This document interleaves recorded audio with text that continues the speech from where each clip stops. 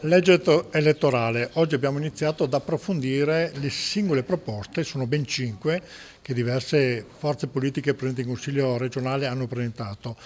Ci siamo trovati d'accordo su molti punti, tra i quali quelli che sono aggiustamenti tecnici, altri punti invece sono ancora aperti, come quello del premio di maggioranza, ma l'intenzione da parte di tutti noi è di trovarci prima di mercoledì prossimo, quando riconvocherò la Commissione, per trovare un punto di convergenza per quanto riguarda la rappresentanza della maggioranza e dell'opposizione.